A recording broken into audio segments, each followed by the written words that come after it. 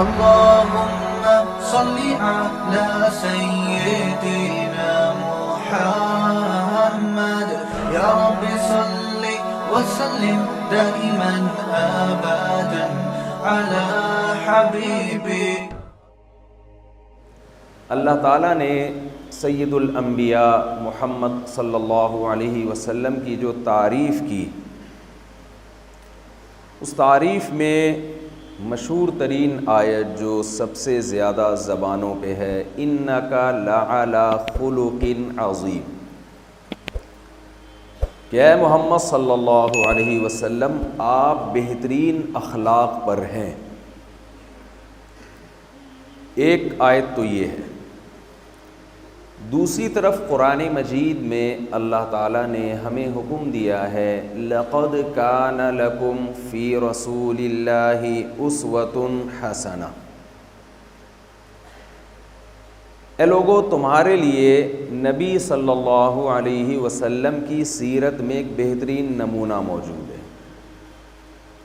یعنی تمہیں سیرت میں نبی کو اپنا لیڈر بنانا ہے، نبی کو فالو کرنا ہے.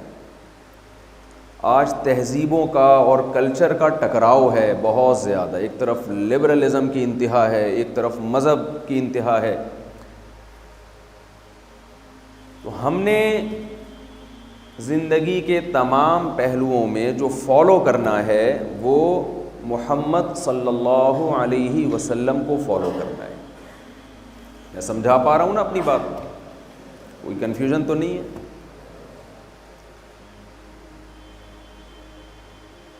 سید الانبیاء محمد صلی اللہ علیہ وسلم کا جو سب سے بڑا معجزہ ہے، جو آپ کے نبی ہونے کی دلیل ہے،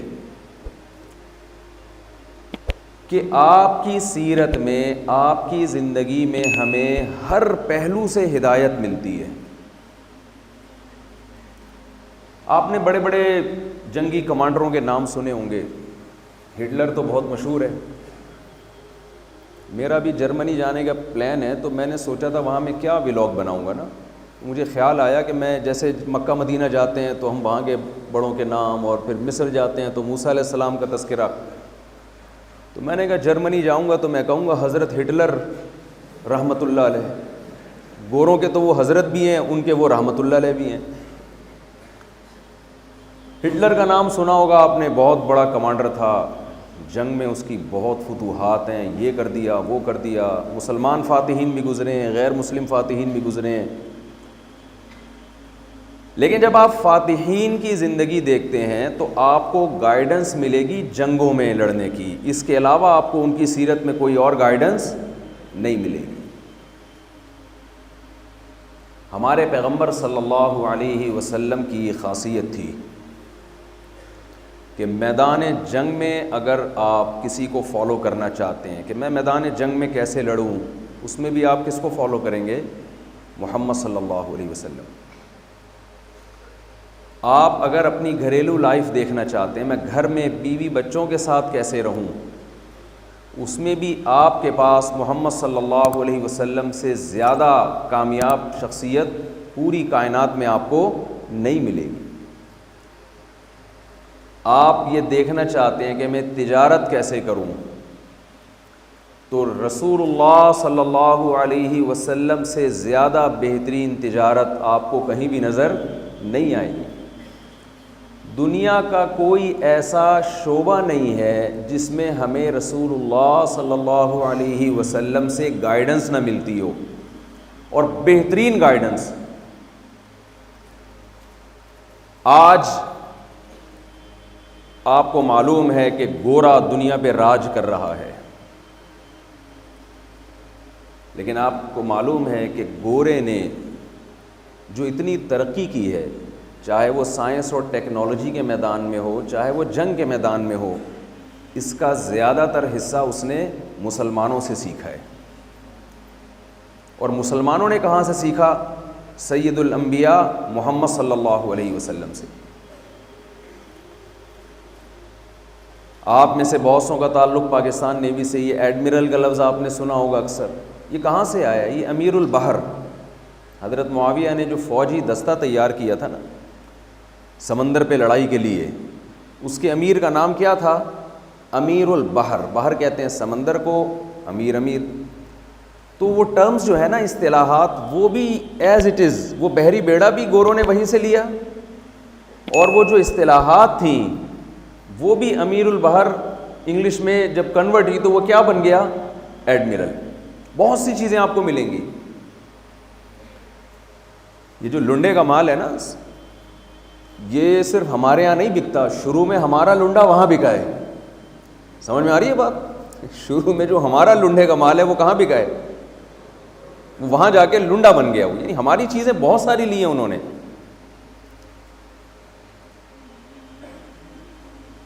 تو ہمیں رسول اللہ صلی اللہ علیہ وسلم کی سیرت میں جو سب سے بہترین چیز ملتی ہے، ہر شعبے میں آپ صلی اللہ علیہ وسلم نے ہمیں گائیڈ کیا ہے.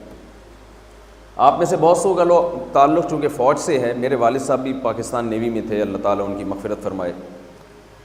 میں جب یہاں آیا ہوں نا تو میں نے ڈسپلن دیکھا بڑا زبردست. میرے یہاں ریلیٹیو بھی ہیں جو بچپن سے میرے ساتھی ہیں. ہم بیٹھ کے صبح ناشتے پہ تبصرہ کر رہے تھے کہ یار ہمیں بچپن میں کیڈٹ کالج جانے کا کتنا شوق تھا. ایک خواب تھا نا کہ ہم کیڈٹ کالج چلے جائیں، کیونکہ ہم جو ہمارے ساتھ کے دوست کیڈٹ کالج جاتے تھے ان کی لائف میں ڈسپلن، محلے میں ان کی عزت بڑی ہوتی تھی. وہ تمیز سے چل رہے ہوتے تھے، ایسے سینہ تان کے، اور بڑی اسپیڈ کے ساتھ چل رہے ہوتے تھے. ہم دیکھتے تھے دوسرے لڑکوں کو کہ کوئی گٹکا کھا رہا ہے، کوئی پان کے پی کے تھوک رہا ہے، کوئی گٹر کے ڈھکن پہ بیٹھا ہوا ہے پوری رات اور ابے تبے چل رہا ہے. تو ہم جب دیکھتے تھے نا جو کیڈٹ کالج کے لڑکے ہیں ان کا ایک الگ ہی ڈسپلن ہے، کپڑے صاف ستھرے، چلتے پھرتے بڑے اچھے ہیں، بہت ایک تمیز سے بات کرتے ہیں. تو اور یہ سب کی ایک کوشش ہوتی ہے. تو جب میں یہاں آیا ہوں تو وہ مجھے بچپن یاد آ گیا اور اپنے پرانے دوستوں سے ہم تذکرہ کرنے لگے. میں نے کہا بھائی آپ نے ٹرائی کی تھی؟ کیونکہ یار ہمارا بھی بڑا خواب تھا کیڈٹ کالج جانے کا. تو میں نے کہا ہمارا بھی بڑا بچوں کو دو چیزوں کا شوق ہوتا ہے، تو پائلٹ بننے کا، یا ان کا ایک خواب ہوتا ہے کسی طرح کسی ایسے ادارے میں وہ پڑھ لیں جس کا کنٹرول ہماری فورسز کے ہاتھ میں. تو یہ جو ڈسپلن ہے، آپ کو معلوم ہے کہ یہ ڈسپلن ہمیں محمد صلی اللہ علیہ وسلم نے سکھایا. سب سے پہلے نبی صلی اللہ علیہ وسلم کے دنیا میں آنے سے پہلے لوگ ڈسپلن نہیں جانتے تھے. آپ نے عرب کے وہ بدو جن پہ کوئی حکومت کرنا پسند نہیں کرتا تھا، وہ عرب جن پہ کوئی حکومت کرنا کہ ان کو سنبھالے گا کون، ان کو آپ نے نمازوں میں لائن میں کھڑے ہونا سکھایا. اور ایسی سیدھی لائن آپ صلی اللہ علیہ وسلم بناتے تھے کہ ایک صحابی کو دیکھا رسول اللہ صلی اللہ علیہ وسلم نے، ان کا سینہ اور پیٹ تھوڑا سا صف سے آگے ہے. آپ صلی اللہ علیہ وسلم نے نیزے کی نوک ان کے پیٹ پہ لگائی اور ان کو تھوڑا سا پیچھے کیا. انہوں نے عرض کیا یا رسول اللہ میرے تکلیف ہوئی ہے، آپ نے مجھے زخم پہنچایا ہے، میں اس کا بدلہ لوں گا.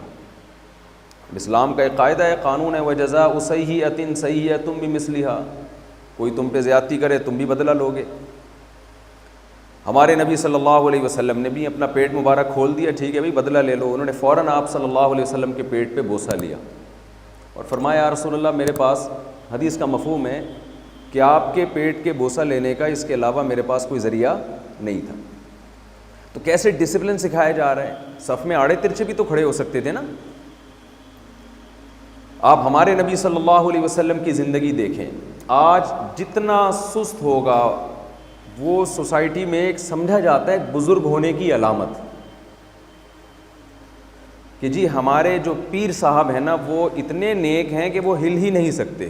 دیکھا ہوگا آپ نے ہمارے نبی صلی اللہ علیہ وسلم نے جو ٹیم تیار کی ان میں ایسے ایسے صحابہ تھے. سلمہ ابن اکوع رضی اللہ تعالی عنہ وہ گھوڑے کی رفتار سے زیادہ تیز دوڑ لیا کرتے تھے. حضرت عمر رضی اللہ تعالی عنہ کے دور میں 22 لاکھ مربع میل کا ایریا تھا جس پر حضرت عمر کی حکومت تھی. اتنے تھوڑے سے عرصے میں 40-50 سال کے عرصے میں اتنی زبردست ایک ریاست قائم کر دینا، یہ موٹیویشن انہیں کہاں سے ملی تھی؟ یہ نبی صلی اللہ علیہ وسلم سے ملی تھی ان کو موٹیویشن. اب میں آپ سے یہ عرض کرتا ہوں کہ ایک موٹیویشن وہ ہے جو محمد صلی اللہ علیہ وسلم کی طرف سے ملتی ہے، اس کے رزلٹ کیا نکلتا ہے، اور ایک موٹیویشن وہ ہے جو غیر مسلم قوتیں دیکھیں فوج کا سسٹم پاکستان میں بھی ہے، یو ایس اے میں بھی ہے، یورپ میں بھی ہے، میں ملا ہوں دنیا بھر میں گیا ہوں میں، ہمارے ہاں فوج میں جو بھرتی ہونے کا ریشو ہے وہ بہت زیادہ ہے، بہت لوگ چاہتے ہیں کہ ہم Pakistan army, Pakistan navy, air force join کریں، دوسرے کنٹریز میں یہ اتنا زیادہ کمپٹیشن نہیں ہے۔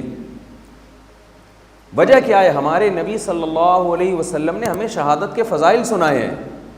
شہید کا لفظ آپ بتائیے کیا اسلام کے علاوہ کسی اور ریلیجن کے پاس ہے یہ شہید کا لفظ؟ انہوں نے ہم سے ادھار تو لیا ہے، ہم سے یہ لفظ ادھار لے کے اپنے فوجیوں پہ فٹ کرنا شروع کیا ہے، لیکن یہ ہے کس کا؟ یہ ٹرم ہے کس کی؟ یہ اسلام کی ٹرمز ہے۔ اور میں آپ سے عرض کروں، میں نے شہیدوں کے خون کی خوشبو اپنی ناک سے سونگھی ہے، یہ کرامت ہے جو اللہ دنیا میں دکھاتے ہیں۔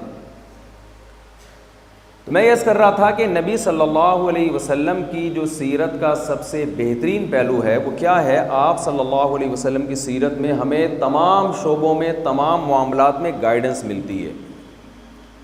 ہمارے نبی صلی اللہ علیہ وسلم سے ہم پوچھنا چاہیں کہ یا رسول اللہ ہمیں سونا کب چاہیے، اٹھنا کب چاہیے، تو آپ نے کیا بتایا؟ رات کو جلدی سونا ہے اور صبح جلدی اٹھنا ہے۔ آج یہ سیرت مسلمان فالو کر رہے ہیں یا گورا فالو کر رہا ہے؟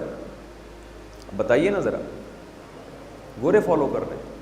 چائنا میں آپ جائیں سارے جلدی آپ تو کر رہے ہوں گے انشاءاللہ، صبح صبح اٹھتے ہیں، لیکن جب سویلین میں ہمارا جو جانا ہوتا ہے تو وہ اس کو فالو نہیں کر رہے۔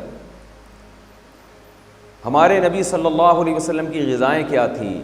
ہمارے نبی صلی اللہ علیہ وسلم گھر میں کیسے رہا کرتے تھے؟ ہمارے نبی صلی اللہ علیہ وسلم بات چیت کیسے کیا کرتے تھے؟ یہ جو خلق کا لفظ ہے نا، خلق، انکا لعلی خلق عظیم، اس کے بارے میں ایک کریکشن آپ ضرور کیجئے۔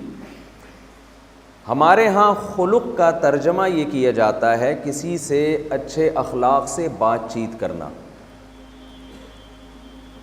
کسی سے نرم لہجے سے بات کرنا۔ یہ خوب سمجھ لیں، خلق کا اصل مطلب یہ نہیں ہے۔ خلق کہتے ہیں نیچر، وہ طبیعت جس پہ انسان کو ڈھالا جائے۔ ہر شخص کی ایک نیچر ہوتی ہے نا، کہتے ہیں بائی نیچر اچھا آدمی ہے، یہ بائی نیچر برا آدمی، کہہ رہے ہوتے ہیں نا لوگ، تبصرہ کر رہے ہوتے ہیں۔ تو خلق کا مطلب وہ نیچر جس پہ انسان کی پیدائش ہوئی ہے۔ اگر آپ کے دل میں کسی سے حسد ہے، جیلسی ہے، آپ کتنا ہنس ہنس کے بات کرتے ہیں، ہر بات سے پہلے شروع میں تھینک یو، آخر میں تھینک یو، درمیان میں کائنڈلی، جتنے بھی آپ اس طرح کے الفاظ لگا دیں، لیکن اگر آپ کے دل میں کسی کو خوش دیکھ کر حسد پیدا ہوتا ہے، جیلسی ہوتی ہے، تو آپ بائی نیچر ٹھیک نہیں ہے۔ شریعت آپ کے اخلاق کو اچھا اخلاق نہیں مانتی۔ آپ کے دل میں تکبر ہے، آپ کے دل میں شو مارنے کا شوق ہے۔ ہمارے ہاں اچھا اخلاق اسے سمجھا جاتا ہے کوئی نرم لہجے میں بات کرے، یہ بھی اخلاق کی ایک قسم ہے، لیکن قرآن و سنت سے جو ہمیں پتہ چلتا ہے خلق عظیم، اس سے مراد یہ ہے کہ آپ اندر سے ٹھیک ہو جائیں، آپ کی جو اندر کی بیماریاں ہیں، حسد، بغض، کینہ، لالچ، ایک دوسرے کی ٹانگیں کھینچنے کا جذبہ، یہ ساری چیزیں آپ میں کیا ہو جائیں؟ ختم ہو جائیں۔ تو ہمارے نبی صلی اللہ علیہ وسلم کی سیرت میں ہمیں جنگ بھی ملتی ہے، ہمارے نبی صلی اللہ علیہ وسلم کی سیرت میں ہمیں لوگوں سے لین دین کے طریقے بھی ملتے ہیں۔ مفتی طارق مسعود صاحب کے بیانات سننے کے لیے youtube.com/مفتی طارق مسعود کو سبسکرائب کریں، اور اگر آپ لائیو ویڈیو کو کبھی بھی مس نہیں کرنا چاہتے ہیں تو سبسکرائب کرنے کے بعد بیل آئیکن پہ کلک کرنا مت بھولیں۔ جزاک اللہ۔